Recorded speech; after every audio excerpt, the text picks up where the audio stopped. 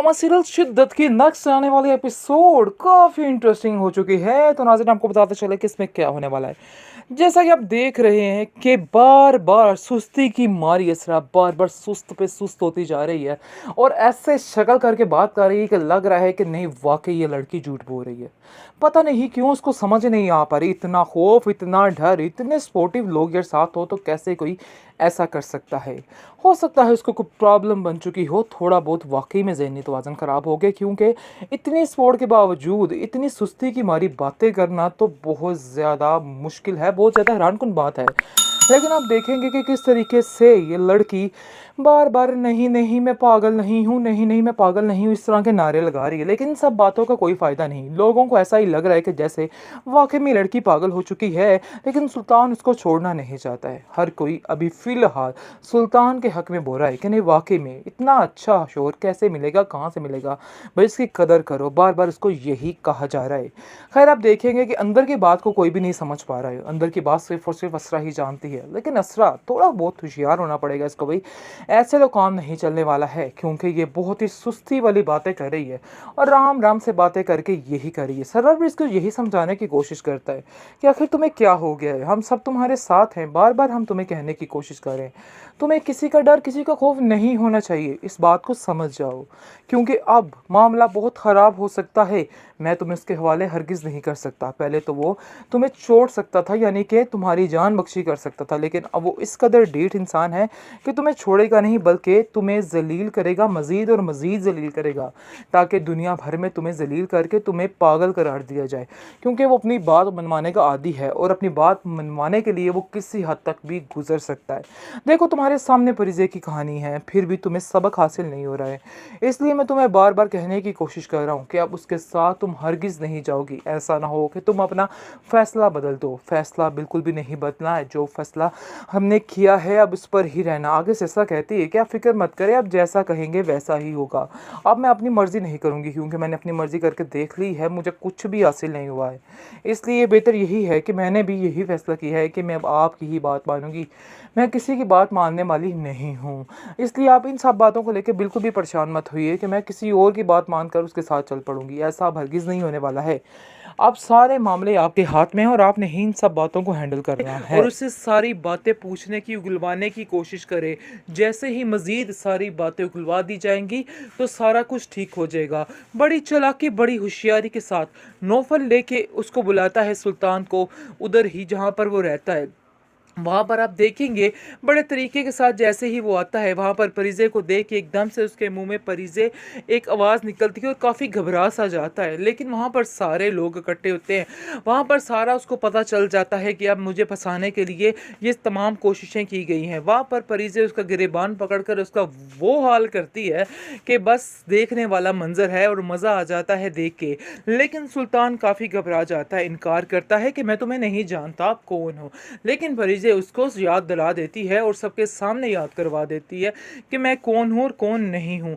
वहाँ जाकर उसका केस काफ़ी पक्का असरा का होने वाला है और फिर जाकर उसको काफ़ी सपोर्ट मिलने वाली है इस बात से, और इस तरह से असरा की जान भी छूट जाएगी और परिज़े के दिल में भी ठंड बढ़ जाएगी कि जो हुआ ठीक हुआ, क्योंकि आज उसको काफ़ी सुकून और तसल्ली महसूस होती है और ऐसा लगता है कि जैसे अब उसका जो जो कुछ उसने सहा है वो आज पूरा हो रहा है। क्योंकि आज बड़े ज़माने में जो बेइज्जती इस सुल्तान की हुई है वो देख के हम सब के दिल को बहुत ज़्यादा ठंड पड़ चुकी है।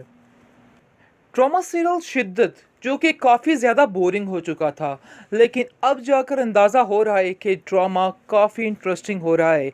आज के एपिसोड ने तो कमाल कर दिया। यानी कि आप देख रहे हैं कि इस एपिसोड में आपको बताया जाएगा कि असरा को यकीन दहानी कराई जा रही है कि वो एक मजबूत लड़की है और जो चाहती है वो कर सकती है। बिल्कुल भी उसे परेशान होने की ज़रूरत नहीं है, क्योंकि हिम्मत हार चुकी है असरा और समझ रही है कि वो कुछ भी नहीं कर पाएगी। बार बार अपने भाई से यही बात कर रही है और बहुत परेशान रोती हुई नज़र आ रही है और कहती है कि मैं कुछ भी नहीं कर पाऊंगी, मैं बिल्कुल अकेली हूँ, बहुत कमज़ोर हूँ। जिसको सुनकर सरवर उसको यकीन दिलाता है कि ये सब कुछ सिर्फ़ और सिर्फ़ सुल्तान ने तुम्हारे दिमाग में डाला है। असल में ऐसा कुछ भी नहीं है, तुम बिल्कुल भी कमज़ोर नहीं, बल्कि तुम इस दुनिया का मुकाबला बड़े अच्छे तरीके से कर सकती हो। और रही बात के अकेलेपन की, तुम अकेली नहीं हो, मैं तुम्हारे साथ खड़ा हूँ। तुम्हें मेरी सपोर्ट है, बल्कि हम सब घर वालों की सपोर्ट है। तुम अपने आप को क्यों कमज़ोर महसूस कर रही हो? मैं हमेशा तुम्हारा साथ दूंगा और देता रहूंगा। और वैसे भी तुम अकेली भी सब कुछ कर सकती हो। बस तुम्हें अब सुल्तान से जान छुड़वाने के लिए अपनी हिम्मत मजबूत करनी पड़ेगी, क्योंकि बार बार तुम्हें इस तरह से वो करेगा और तुम्हें कोई ना कोई बात पर तुम्हें यानी कि बात करता रहेगा। लेकिन तुम्हें अब मजबूत रहना है और इसी फैसले पर रहना है कि तुम उसके साथ नहीं रहोगी, क्योंकि तुम्हारा इस फैसले के लिए मजबूत होना बहुत ज़्यादा ज़रूरी है। और मैं यही चाहता हूँ कि तुम किसी से मत डरो, और वैसे भी तुम्हें डरने की कोई ज़रूरत नहीं। जो डर खौफ थे, समझो तुमने सब ख़त्म कर दिए, उनको पीछे छोड़ आई हो। अब मज़ीद कुछ भी नहीं डरना है, बस इस फैसले पर कायम रहना है। नौफिल ने जी बड़ा ही अच्छा किरदार अदा किया है इस ड्रामे में। देखिए जी, हर एक की मदद करने को तैयार हो जाता है। और जैसे ही उसने असरा की कहानी सुनी और बहुत परेशान हो गया, और असरा को कहता है कि आप मुझे अपने भाइयों जैसा ही समझिए, मैं आपकी मदद करने को तैयार हूँ, बिल्कुल फ़िक्र मत कीजिएगा। अब इस सुल्तान को हम सब मिलकर मज़ा चखाएंगे। ये बात वो कर देता है जाकर असरा से, और असरा की हिम्मत मज़ीद बढ़ जाती है, क्योंकि असरा बहुत कमज़ोर पड़ रही है और उसको ऐसा लग रहा है कि सुल्तान से वो कभी जीत नहीं पाएगी। लेकिन ऐसी प्लानिंग शुरू होने वाली है। नौफिल जो है वो कहता है परिजे से कि अब समझो कि सुल्तान का एंड है, क्योंकि चांदनी को मैं कहता हूँ कि उसको ज़रा और करे दे और उससे सारी बातें पूछने की, उगलवाने की कोशिश करे। जैसे ही मज़ीद सारी बातें उगलवा दी जाएंगी तो सारा कुछ ठीक हो जाएगा। बड़ी चालाकी, बड़ी होशियारी के साथ नौफल लेके उसको बुलाता है सुल्तान को, उधर ही जहाँ पर वो रहता है।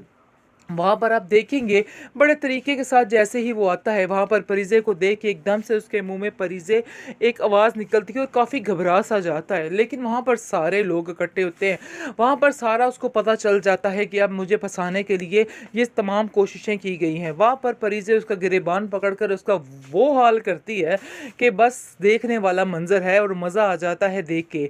लेकिन सुल्तान काफ़ी घबरा जाता है, इनकार करता है कि मैं तुम्हें नहीं जानता, आप कौन हो। लेकिन परिजे उसको याद दिला देती है और सबके सामने याद करवा देती है कि मैं कौन हूँ और कौन नहीं हूँ। वहाँ जाकर उसका केस काफ़ी पक्का असरा का होने वाला है और फिर जाकर उसको काफ़ी सपोर्ट मिलने वाली है इस बात से, और इस तरह से असरा की जान भी छूट जाएगी और परिजे के दिल में भी ठंड पड़ जाएगी कि जो हुआ ठीक हुआ, क्योंकि आज उसको काफ़ी सुकून और तसल्ली महसूस होती है।